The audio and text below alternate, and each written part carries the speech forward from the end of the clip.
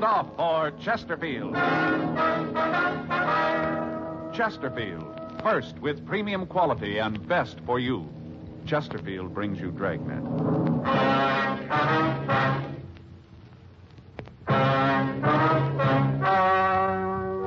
Ladies and gentlemen, the story you are about to hear is true. The names have been changed to protect the innocent.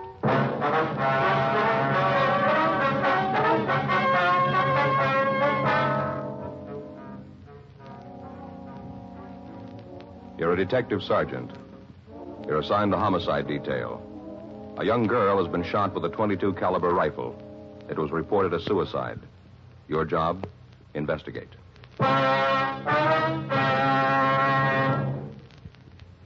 Here is Chesterfield's record with smokers, and important to you.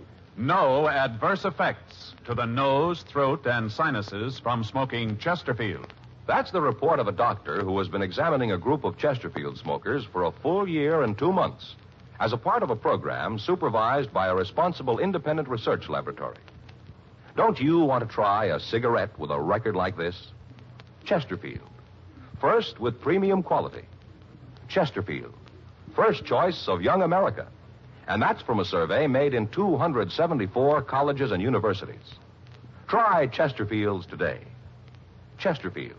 Regular or king size. They're much milder and best for you.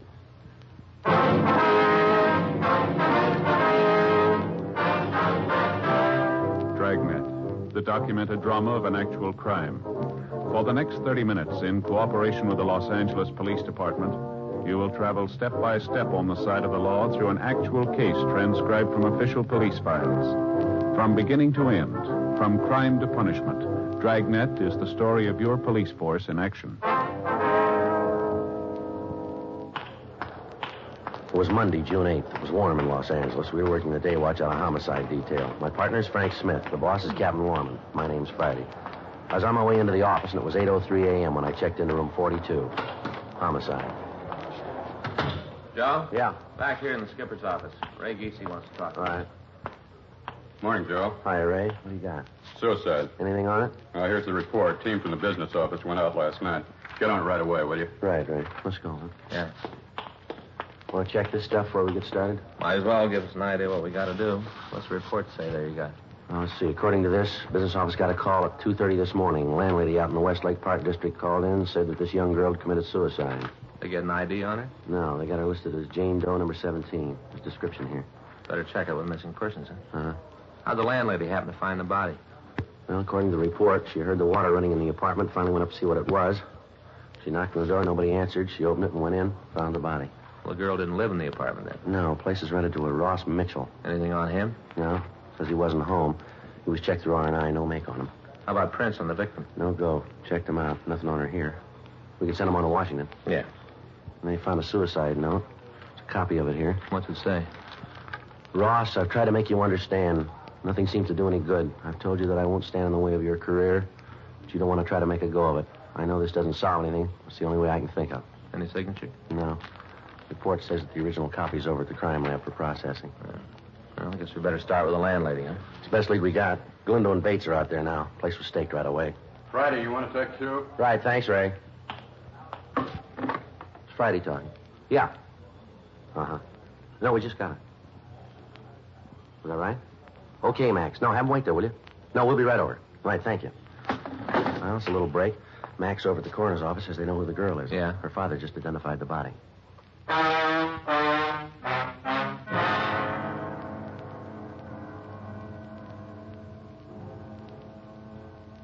8:14 a.m. We left the city hall and we went over to the Hall of Justice. We met the victim's father, a Mr. Robert Andrews Paul. He told us that there could be no mistake. The body was that of his daughter, Gloria Z. Paul. The attendant had given him some smelling salts, and after introducing us, he'd left to close off the viewing room. I don't understand why she'd do it. None of it makes sense. Well, when did you see your daughter last, Mr. Paul? Saturday afternoon. That was the last time. I never saw her again. She was gone Saturday night and all day yesterday, is that it? Yeah. You hear from her at all? No. Weren't you worried about her at all? No, sometimes she doesn't come home, stays with a girlfriend, but when I didn't hear from her last night, I got worried, started calling around. She'd say where she was going when she left? Told me she was going over to see Peggy. Said the two of them were going to a show and that she'd be home for dinner short. Well, who is this Peggy? Peggy Rockwell, a friend of Gloria's. Uh-huh. Have you talked to her? What? I say, have you talked to this Peggy since your daughter disappeared? Yes, I called her last night. I talked to her then. I was most out of my mind. I didn't know what to do. I talked to her last night. She didn't know. Does your daughter know anybody named Ross Mitchell? Ross Mitchell? No, I don't think I've ever heard the name. Why do you ask that? Oh, just wondered. You know something about this you're not telling me, is that it? No, sir, we don't. Well, it must be something like that. You don't just come up with a name like that out of thin air. You got to have a reason.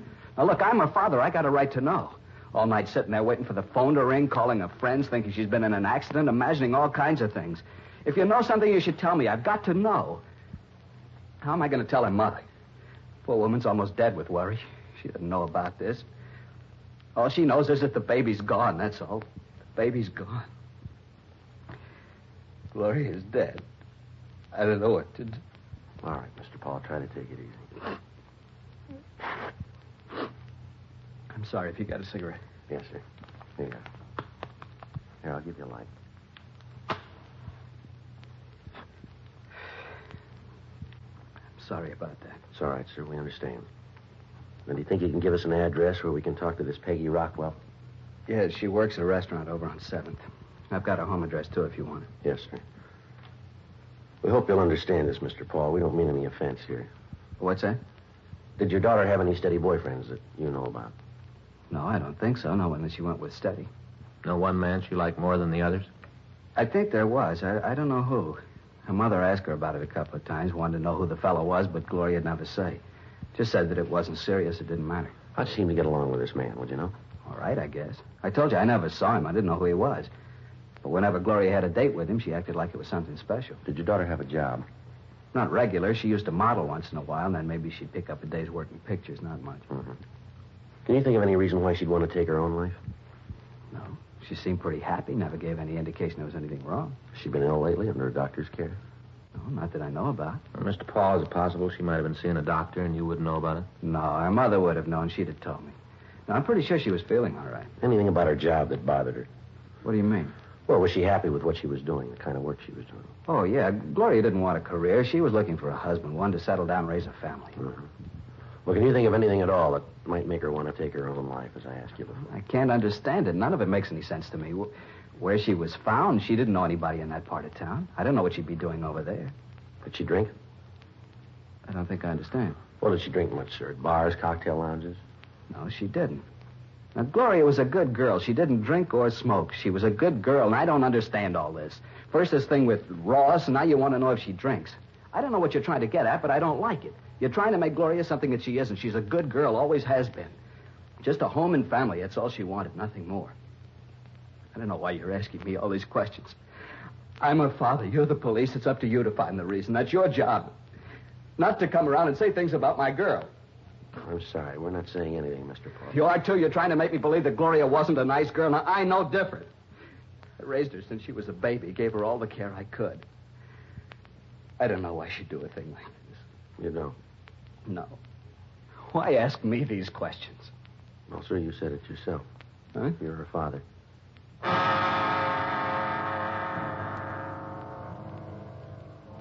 We continued to talk to the father of the victim. From him, we got a list of the girl's friends, the address, and the names of the people that she worked for.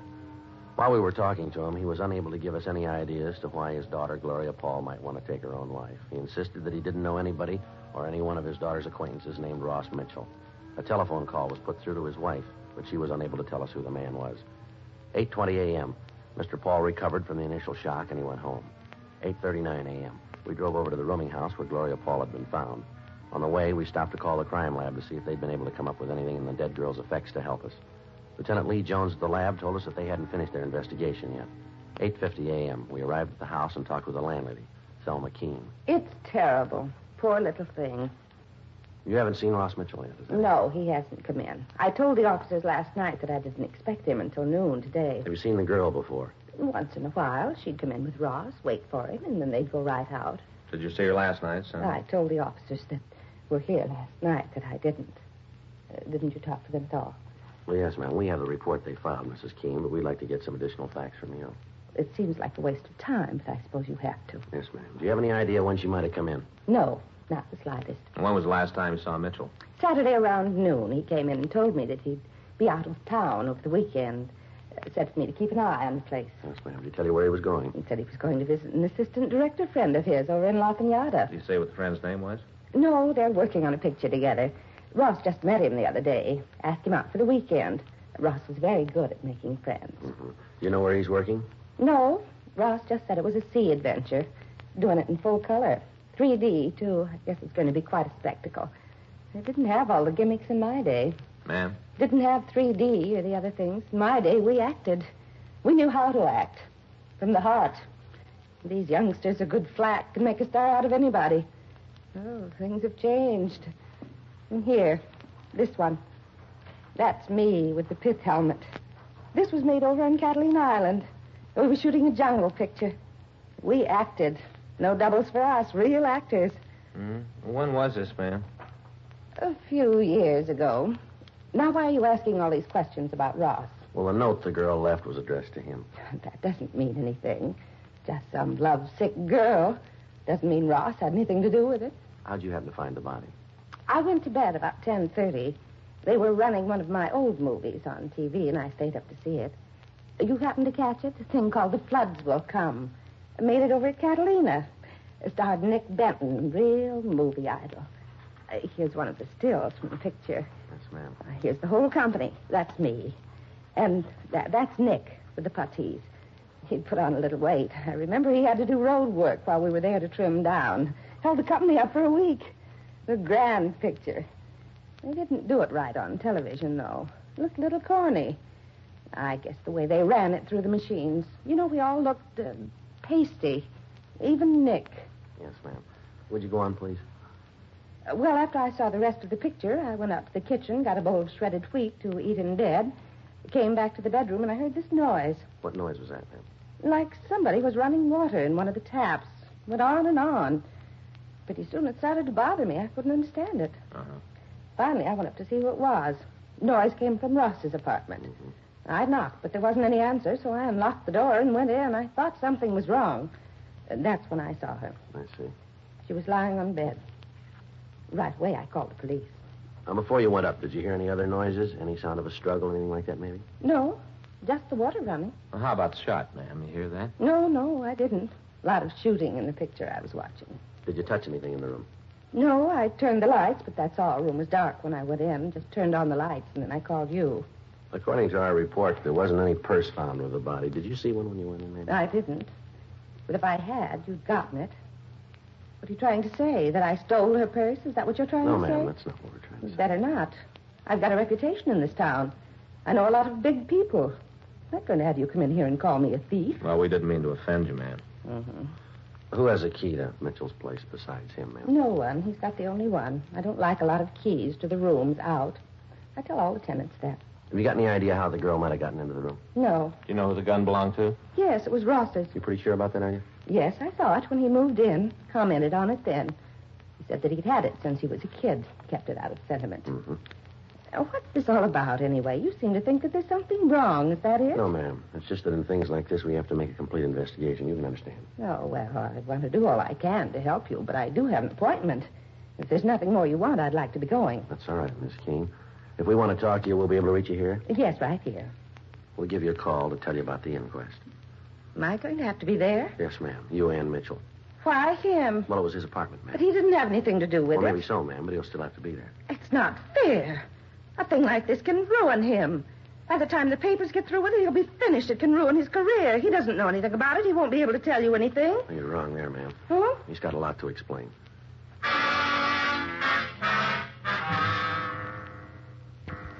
We went upstairs and met the officer staked out in the room and looked at the apartment where the girl had been found.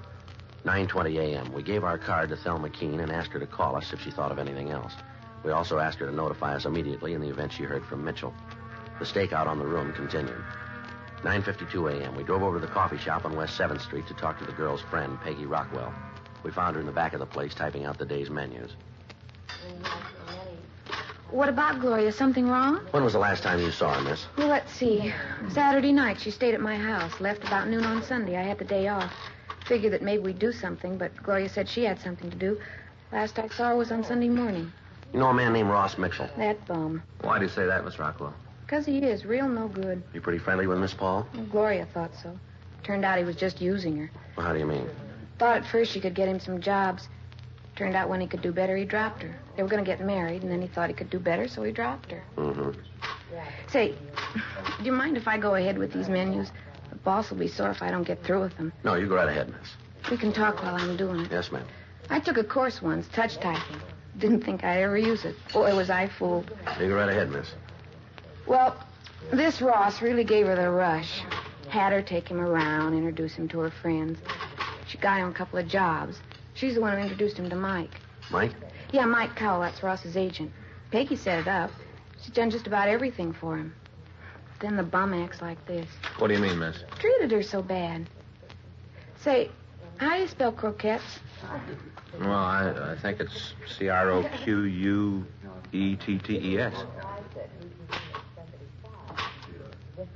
O-Q-E-T-T-E-S. Turkey. They had roast turkey last night. I don't understand how people can eat them, but we sure sell a lot of them. Did Miss Paul say she was going to see Ross over the weekend? Yeah. She said she had an appointment with him Sunday. Said she'd called him and set it up. You know what time? No, just said she wasn't going on like this. Had to be straightened out. Mm-hmm. I don't blame her. She's told her friends they were going to get married, and at the last minute, Ross would back out. Her family know about Ross? No. Father didn't mind her doing a little work in show business, but he didn't want her to marry anyone in it. She thought that if they just got married, then the family'd understand. Joe. Yeah. I'll call the crime lab, see if they've finished. Yeah, fine, thanks. How'd Miss Paul and Mitchell seem to get along, ma'am? What do you mean? Well, did they have any arguments or disagreements, would you know? Not often. Most of the trouble they had was about getting married. Ross kept saying that it wouldn't do him any good to be married now. He thought that it might hurt his career. That's all he thought about. Were you ever present at any of these arguments? Once. We'd gone out on a double date, went to a place down at the beach, had dinner, and then stopped on the way back for a couple of drinks. Uh-huh. Ross got pretty drunk, got into a big thing about his career. Yeah. He went on and on about how hard he'd work, how much the theater meant to him, all that kind of stuff. I see. Finally, he said right out that he'd kill anyone who tried to stop him, just like that. He'd kill anyone who tried to stop him. Joe. Yeah. See you a minute. Would you excuse me, please? Sure. Just a minute. Is there one L or two L's in broccoli? Just one, ma'am. Oh, thanks. Yeah. Just talked to Lee Jones. Yeah, did you finish up? Yeah, something's wrong. What's that? He thinks the girl was murdered.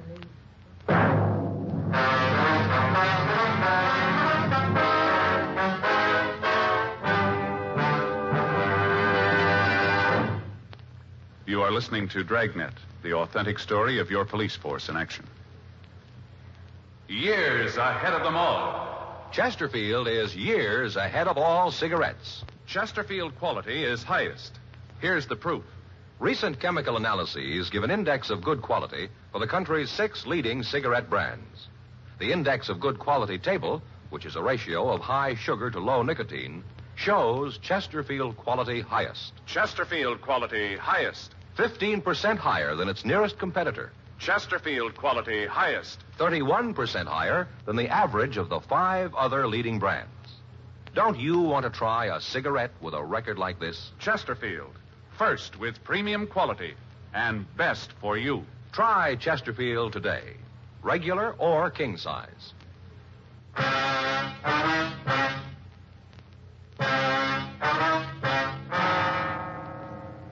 10:37 a.m. We drove to the crime lab and talked with Sergeant J. Allen. He told us that when they checked for powder burns on the body, they hadn't found any. They measured the reach of the dead girl and found that it would have been almost impossible for her to have pulled the trigger on the rifle, leaving the fingerprints they found on the gun. Blotter test failed to show any traces of nitrate powder on her hands.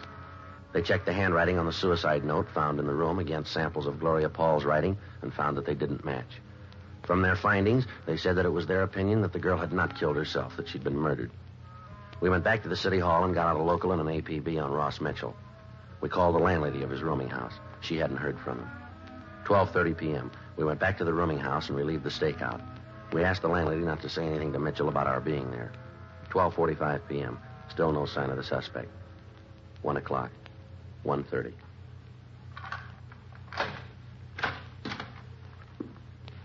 Who are you? What are you doing in my place? Come on in. Who are you? Police officers, come on in. Close that door. Put that suitcase down. What's this all about, anyway? What have you guys been doing here? The place is You all Ross torn up. Mitchell? Yeah, why? You know a girl named Gloria Paul? What's she got to do with it? You know her? Yeah, I know her. When's the last time you saw her? Say, what's this all about? What's all these questions? When was the last time you saw Gloria Paul? Friday night, I guess. Don't you know for sure? All right, Friday night. You haven't seen her since? I told you, the last time was Friday You night. didn't see her Sunday? No. Where were you Saturday and Sunday? Out of town. Where? La Can you Cañada. prove you were there? Why? Can you prove you were there? I don't like all this. You guys coming in here asking a lot of questions. What are you trying to prove? Who are you staying with? A friend of mine. What's his name? I'm not going to have him dragged into this. You haven't got any choice. That's what you say. You haven't told me what this is all about. I'm not telling you anything till you tell Now, me. you look, Mitchell, understand this. We're not here to pass the time of day. You better come up with some answers quick. Now, who are you with? Friend of mine, guy named Sid Austin. What's his phone number? You going to call him? We got to check your alibi.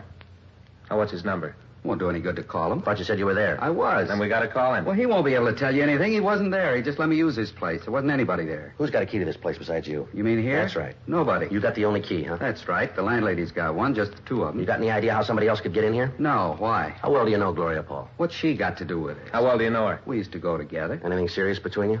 She thought we might get married. How'd you feel about it? I don't think that's any of your business. Maybe it is. How'd you feel about it? I liked her. She was a nice kid. Nothing more? No. Now, you look. I think it's about time you told me what this is all about. Something to do with Gloria. Is that it? That's right. What? She's dead.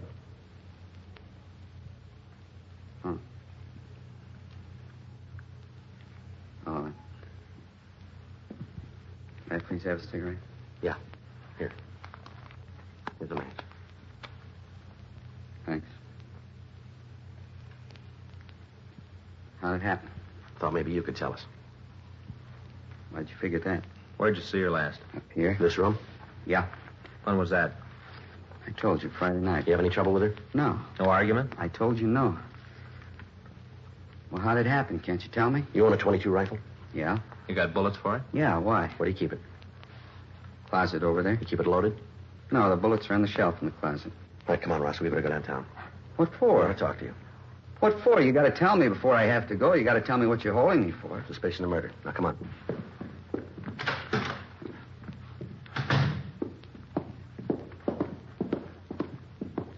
Where are you taking him? Downtown. Why? We want to talk to him. You didn't have anything to do with it, did you, Ross? I don't even know what this is all about. All I know is that Gloria's dead. She killed herself in your room. What? In your room, Ross. It was suicide. Well, they're arresting me for murder. Oh, you can't do that. Ross didn't have anything to do with it. It was suicide. That's what you said. All right, come on, Mitchell. Well, you can't do that. It was suicide. You want to take him out the car, Frank? Yeah, come on. You can see that you're making a mistake. He didn't have anything to do with it. He's going to have enough trouble with that girl killing herself in his apartment. You can't arrest him for murder. It was suicide. What are you trying to tell us, lady? What? Something you want to say here? No, you're making things up. All right, let's go. Yes. Yes, go ahead. Take him. Go ahead. He wants to be a star. Let him. Go ahead and take him and serve him right. The way you treat people. I tried to help him. God knows I tried. Got him to meet a lot of important people, a lot of contacts. You think he was interested? You bet he was. How does he show it? I'll tell you how. He thanks me for all I've done for him by running around. Chasing after that young nobody, that Gloria. I tried to reason with her, tried to talk some sense into her.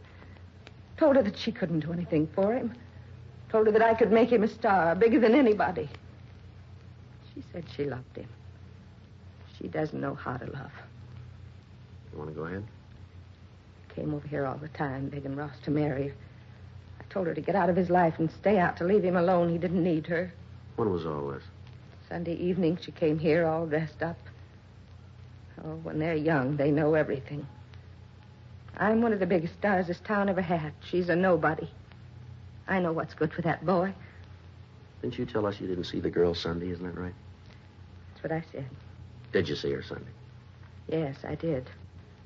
She wanted me to let her into Ross's apartment. I told her he wasn't there. She said it didn't make any difference. She'd wait for him. Yeah? I told her to leave him alone. She didn't understand him, didn't know how to take care of him. I know the right people. He could have written his own ticket in this town. He could have been big. You don't want him. I killed her. All right. Do you want to get a coat, ma'am? Yes. Doesn't make any difference. I did it to help him. I thought you'd think it was suicide. I didn't think you'd figure anything else. You wrote the note, did you? I did. That's what you've got to understand. For him. That was all that counted. He'd married her and he'd been through. I had to stop it. I didn't want to kill her. You can see I couldn't let him marry her. Ross is a fine actor. Real talent. Doesn't come along often. All right, lady. Let's go. He'll understand, won't he? He'll know why I did it. He'll understand. I wouldn't know, ma'am. Oh? We'll let you ask him.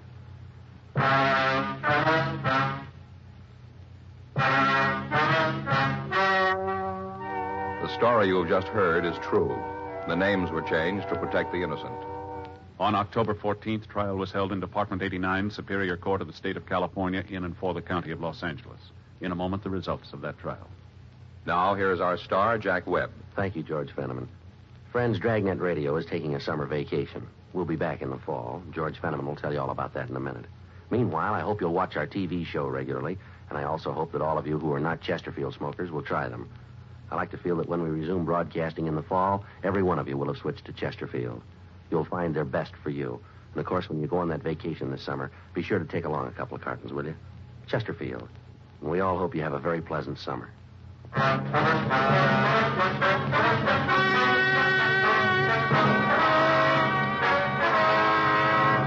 Thelma Alice Keene was tried and convicted of murder in the first degree.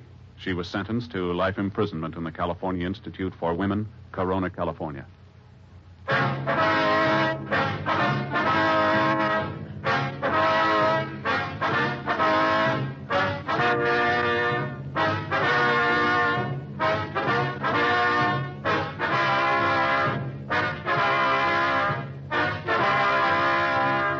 You have just heard Dragnet, a series of authentic cases from official files. Technical advice comes from the Office of Chief of Police W.H. Parker, Los Angeles Police Department. Technical advisors, Captain Jack Donahoe, Sergeant Marty Wynn, Sergeant Vance Frazier.